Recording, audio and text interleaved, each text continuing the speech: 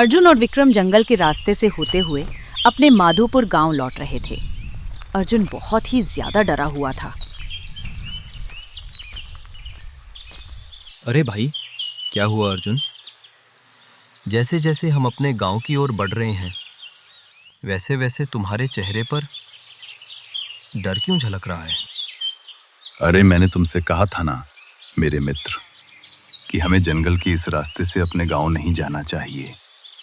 भाई, क्या तुमने सुना नहीं कि पिछले काफी समय से इस जंगल में एक इच्छाधारी नाग का शासन है, जिसे नागराज कहा जाता है। वो इंसानों का दुश्मन है और नागों के अलावा पृथ्वी लोक पर भी शासन करना चाहता है।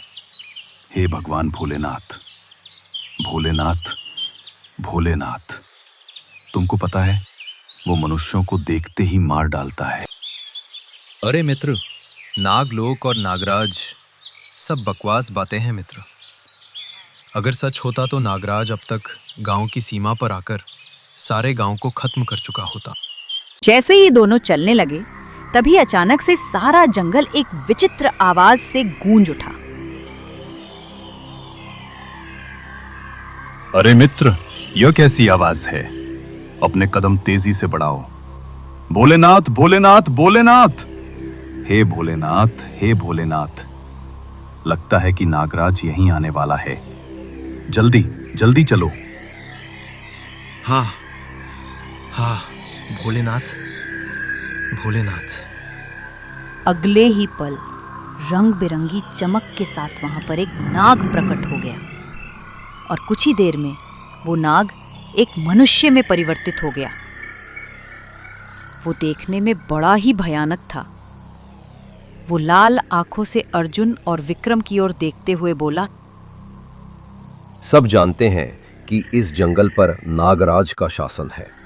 इसके बाद भी मरने के लिए तुम यहाँ चले आते हो और बाद में मुझे दोष देते हो कि नागराज ने मनुष्यों को निर्दयता से मार डाला। इतना कहकर वो फिर से सर्प बन गया और दोनों को डसकर उन्हें चीरता हुआ वहीं मृत कर गया। उनके मुंह से झाग निकलने लगी।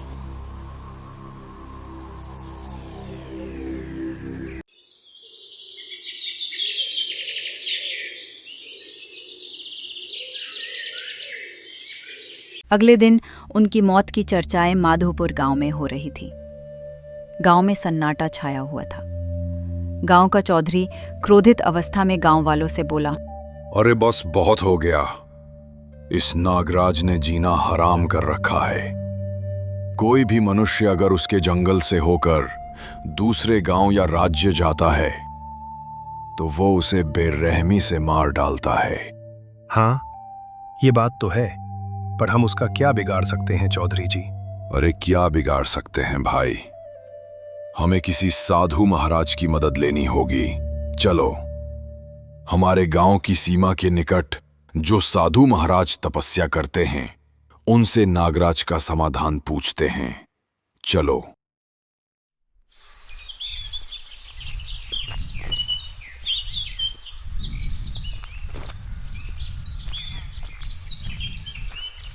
चौधरी कुछ गांव के अन्य लोगों को लेकर साधु के पास गया। सारी घटना बताते हुए बोला, प्रणाम साधु महाराज, कृपया करके हमें इस नागराज से मुक्ति दिलाइए। बहुत परेशान कर रखा है इसने। ओम। नागराज का अंत तुम्हारे गांव के एक मनुष्य के हाथों लिखा है, परंतु उसमें अभी समय है। इसलिए तुम सबकी भलाई इसी में है कि जब तक सही समय नहीं आ जाता तब तक कोई भी गांव वाला नागराज के इलाके में ना जाए। ये सुनकर चौधरी क्रोधित हो गया और बोला, अरे साधु महाराज, ये क्या बात हुई? हम तो समस्या का समाधान पूछने आए थे, परंतु आपने तो हमें और ज्यादा मुसीबत में डाल दिया। अब जिसके हाथों नागराज की मौत लिखी है, न जाने वो कितने सालों बाद आएगा हमारे गांव में। हमें पता भी कैसे चलेगा, ये भी नहीं पता। चलो चलो, हम वापस चलते हैं। मुखिया क्रोधित होकर गांव वालों को लेकर वापस आ गया।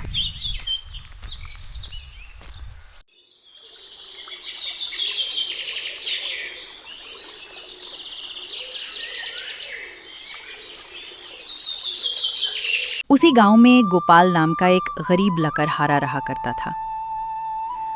उसके परिवार में पत्नी सीता और 10 वर्षीय पुत्री मीरा थी। गोपाल अपने घर के आंगन में खामोशी से बैठा था। तभी उसकी पत्नी सीता आई और बोली, ऐसे घर में बैठने से क्या होगा? हमारे घर पर 2 दिन से कुछ भी खाने को नहीं बना। मैं तो भूखी रह सकती हूँ, लेकिन अपनी बच्ची मीरा को भूखा नहीं देख सकती।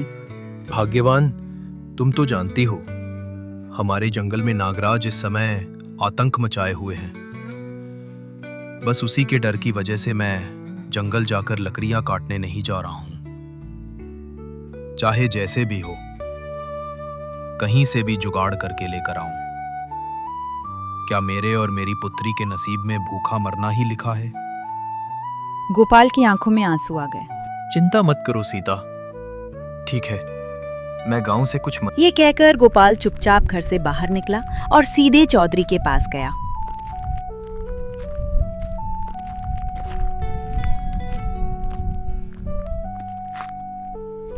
गोपाल ने चौधरी को सारी घटना बताते हुए बोला, नमस्ते चौधरी जी। हे चौधरी जी, मेरे घर पर 2 दिन से खाने के लिए कुछ नहीं बना। मेरी पत्नी और मेरी बेटी भूखी हैं। कृपया कुछ अनाज दिलवा दीजिए, बहुत परेशान हूं।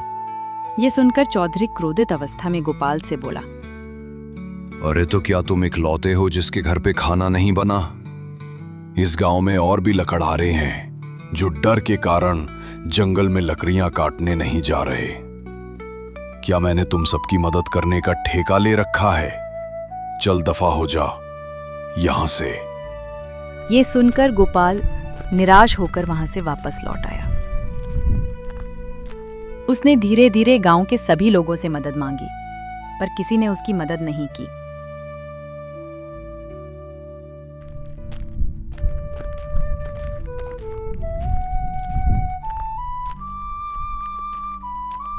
निराश होकर गोपाल अपने घर वापस आ गया।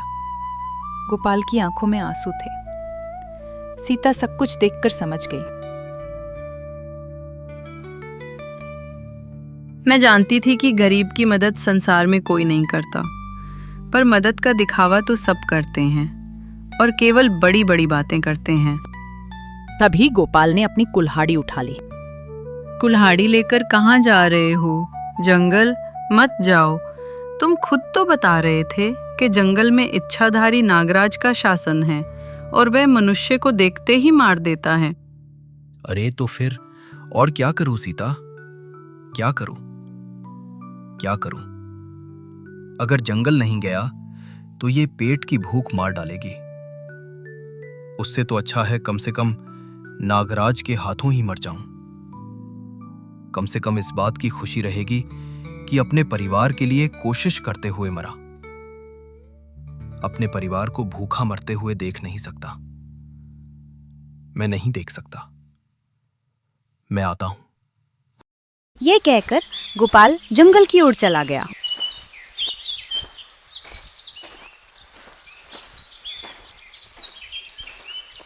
जंगल में बड़ा ही विचित्र सन्नाटा छाया हुआ था।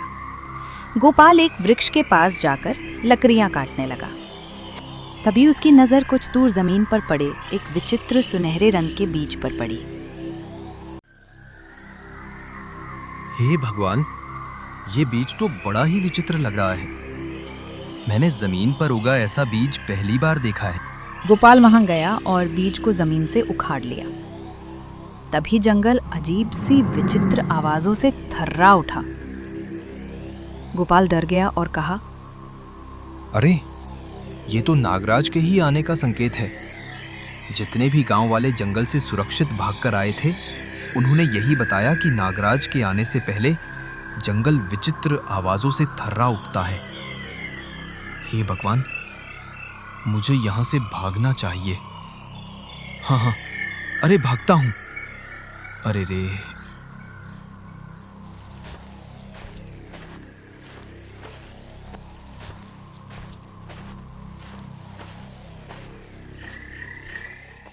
गोपाल तुरंत बीज लेकर अपने घर की ओर आ गया। लंबी लंबी गहरी सांसें लेते हुए वह अंदर पहुंचा। क्या हुआ? तुम इतने डरे हुए क्यों हो?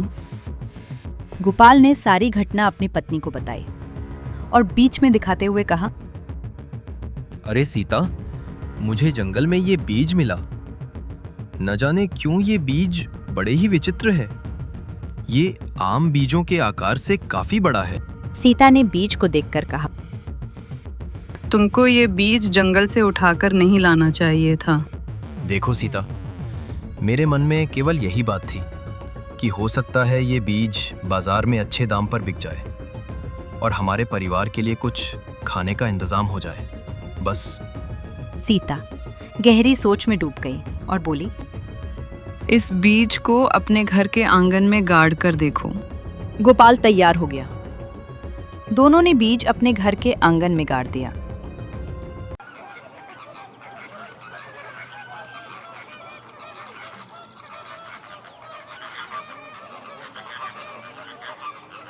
अगली सुबह जब सीता और गोपाल सोकर उठे तो उनके सामने एक विशाल वृक्ष खड़ा हुआ देखकर वे आश्चर्यचकित रह गए।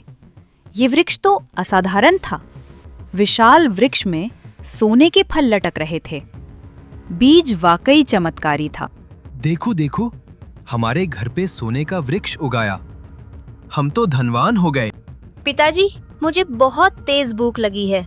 क्या हम इस वृक्ष से फल तोड़कर खा सकते हैं? हाँ हाँ, क्यों नहीं।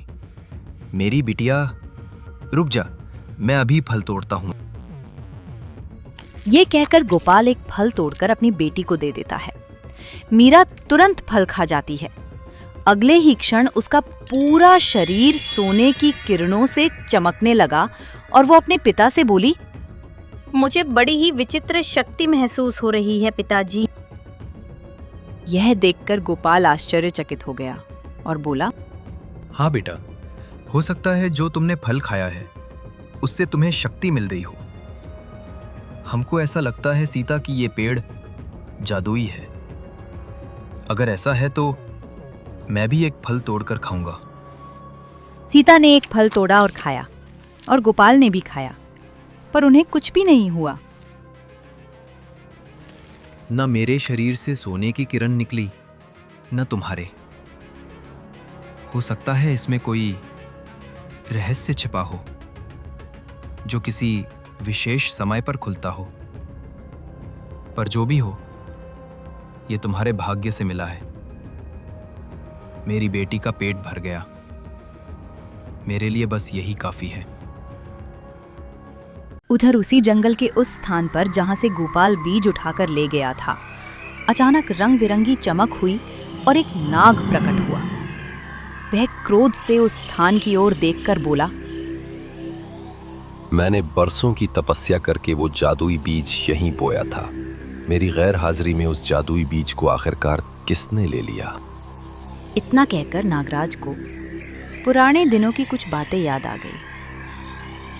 कई दिनों से नागराज तपस्या कर रहा था और भगवान की आराधना कर रहा था। तभी एक दीन भगवान नागराज के सामने प्रकट हुए और बोले, ओम। तेरी तपस्या सफल हुई नागराज। बोल, तुझे क्या चाहिए? मैं पृथ्वीलोक पर शासन करना चाहता हूँ। ठीक है, तेरी तपस्या से प्रसन्न होकर मैं पृथ्वीलोक के जंगलों में एक चमत्कारी बीज उगा दूंगा। उस बीज को तू जमीन से निकाल लेना और उसे बिल्कुल वैसे ही बो देना जैसे मनुष्य अपनी खेती में बीज बोते हैं। अगले दिन वहां पर एक सोने का वृक्ष आएगा और यदि उसका पहला फल तू खा लेगा तो तू बेहद शक्तिशाली बन जाएगा। पर याद रखना, यदि वो सोने का फल तुझसे पहले किसी मनुष्य ने खा लिया तो वो बहुत अधिक शक्तिशाली बन जाएगा। ओह, तो क्या वो इतना शक्तिशाली हो जाएगा कि मुझे भी मार सकेगा? क्योंकि जहां तक मुझे जानकारी है, आपने तो कहा था मेरी मौत किसी मनुष्य के हाथों नहीं हो सकती। मैं जानता हूं, तेरी मृत्यु किसी मनुष्य के हाथों नहीं होगी, बल्कि तेरे ही समुदाय के किसी एक प्राणी के हाथों होगी। मतलब नागों के किसी वासी से ही किसी इच्छाधारी के हाथ हों? तो आपको लगता है कि कोई मनुष्य जंगल में आएगा? मेरे डर के कारण अब कोई भी मनुष्य यहाँ भटकता भी नहीं है। और रहा सवाल मेरी मृत्यु का, मैंने नागों के सभी इच्छाधारी नाग और नागिनों को अपनी जादुई शक्ति से मार दिया है। अब नागों में केवल मैं ही बचा हूँ। तो इसका मतलब ये हुआ कि कोई तो मनुष्य आया था और वो बीज तोड़ कर ले गया। मुझे पता लगाना होगा कि वो कौन सा मनुष्य था जो बीज तोड़ कर ले गया। नागराज ने आंखें बंद की और फिर गोपाल के घर पर सोने के वृक्ष को देखा। नागराज ने आंखें खोलकर क्रोधित होकर कहा, अच्छा, तो मेरा जादुई बीज माधोपुर के किसी घर में है। जो भी उस घर में होगा, मैं उस घर के किसी भी मनुष्य को जीवित नहीं छोड़ूंगा। इतना कहकर नागराज वहां से गायब हो गया।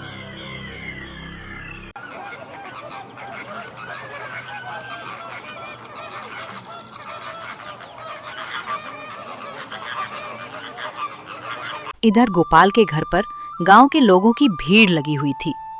चौधरी आश्चर्य से सोने के वृक्ष को देख रहा था। वाह वाह वाह, गजब भाई, गजब। ए गोपाल, एक ही रात में तेरे घर पर ये सोने का वृक्ष कैसे उगाया भाई? अब चौधरी जी बस यूं समझिए, हो गया सो हो गया। देखिए, इसकी गहराई में मत जाइए, समझिए भगवान की कृपा है। अरे तू सीधे सीधे क्यों नहीं कहता? तू यही कहना चाहता है ना कि तू बताना नहीं चाहता? चलो भाइयों चलो, गोपाल के घर पर सोने का वृक्ष उगाया है, इसीलिए वह बहुत घमंडी हो गया है। चलो चलो। चौधरी गांव वालों को लेकर गोपाल के घर से वापस चला गया। इधर गांव की सीमा पर श्याम काका खड़े थे। तभी नागराज प्रकट हुआ और श्याम काका की ओर देखकर बोला, मनुष्य, तुम मुझे शुरू से ही पसंद नहीं आए।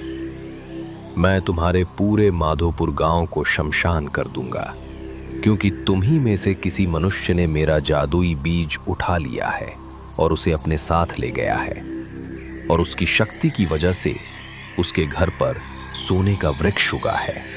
वो सोने का वृक्ष मेरा है, मेरा, मनुष्यों का नहीं। इतना कहकर नागराज ने श्याम काका की ओर आग की लपटें फेंकी और उसी से श्याम काका की मौत हो गई। ये दृश्य दूर से रमेश नाम के एक व्यक्ति ने देखा।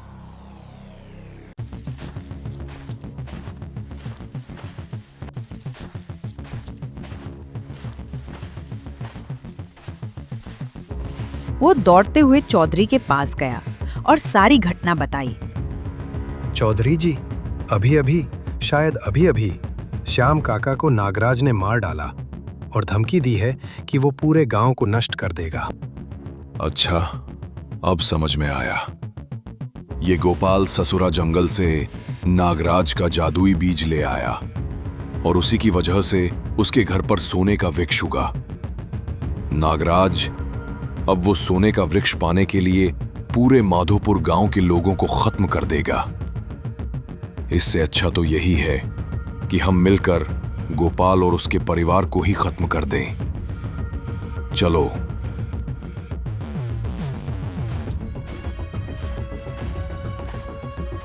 पीट पीट कर इस गोपाल का बुरा हाल कर दो। ये नागराज का बीज चुरा कर लाया है, चोर कहीं का। मारो इसको। नहीं नहीं नहीं नहीं, मुखिया जी, मैंने कोई बीज नहीं चुराया। मुझे तो बीज जंगल में मिला था। अरे मूर्ख कहीं के, नालायक, वो नागराज का बीज था, नागराज का। नागराज अब सारे गांव को शमशान घाट बना देगा। गांव वाले गोपाल को लाठी से पीटने लगे। तभी उनकी 10 वर्षीय बेटी मीरा आई और पिता को पिटते देखते ही गुस्से से चिल्लाई, छोड़ दो मेरे पिताजी को। मीरा के इतना कहते ही उसके शरीर से सोने की किरणें निकलने लगी। जो लाठी और झाड़ू से गोपाल को पीट रहे थे, वो बिजली की तरह उछलकर पीछे गिर पड़े। अरे अरे बचाओ, ये तेरी बेटी में ये जादुई शक्तियां कैसे आ गईं? हाँ, कल जब ये सोने का वृक्ष उगा था तो मैंने इसका एक फल अपनी बेटी को खिला दिया था। दादा रे दादा, तुझे क्या जरूरत थी सोने का फल अपनी बेटी को खिलाने की? अरे तो और क्या करता चौधरी जी, मैं आपसे मदद मांगने गया था, पर आपने मेरे मुंह पर कहा कि दफा हो जा यहां से। भूख लगी थी मेरी बिटिया को, तो मैं क्या करता? अपनी बेटी को भूख से मरने देता क्या? काश मैंने तेरी मदद कर दी होती तो आज पूरे गांव पर मुसीबत नहीं आती। चलो सब लोग जल्दी से साधु महाराज के पास चलो। सभी साधु के पास पहुंच गए। चौधरी ने सारी घटना बताई। साधु महाराज ने कहा, गोपाल की मूर्खता की वजह से सारा गांव मुसीबत में आ गया है। नागराज अपना सोने का वृक्ष वापस लेने के लिए जरूर आएगा। नियति को कौन बदल पाया है? मैं अपने मंत्रों की शक्ति से गांव की सीमा पर सुरक्षा घेरा बना दूंगा, एक तरह का गांव का सुरक्षा कवच। वैसे ये कवच कुछ वर्षों तक नागराज को गांव की सीमा के अंदर आने से रोके रखेगा। साधु ने मंत्र पढ़ा और गांव की सीमा पर सुरक्षा कवच बन गया।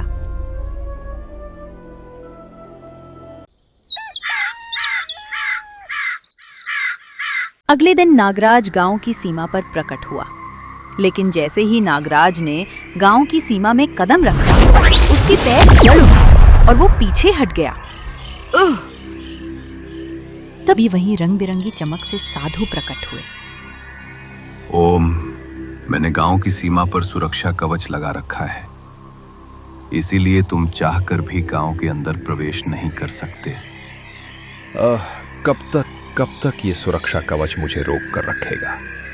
जिस दिन भी कमजोर पड़ेगा उसी दिन मैं गांव के अंदर घुस जाऊंगा और एक एक व्यक्ति को मार डालूंगा। इतना कहकर नागराज वहां से गायब हो गया। समय ऐसे ही बीतता गया और देखते ही देखते 10 वर्ष गुजर गए। मीरा अब 20 वर्ष की सुंदर जवान युवती बन चुकी थी। एक दिन मीरा गांव के बाजार से सामान खरीद रही थी। तभी वहां चौधरी आ पहुंचा। ए मीरा, गांव की सीमा पर विचित्र ध्वनि अब पहले से ज्यादा सुनाई देती है और मुझे लगता है कि साधु महाराज का सुरक्षा कवच कमजोर पड़ने लगा है। याद रखना मीरा, अगर नागराज गांव के अंदर आया और उसने लोगों को मार डाला तो उसका जिम्मेदार कोई और नहीं बल्कि तुम्हारे पिता गोपाल होंगे। मीरा अपने घर लौट आई और सारी घटना अपने पिता गोपाल और माँ सीता को बताई। पिताजी, गांव वाले हमें दोषी समझते हैं। वे कहते हैं कि अगर नागराज गांव में आ गया तो सारी तबाही की वजह आप होंगे।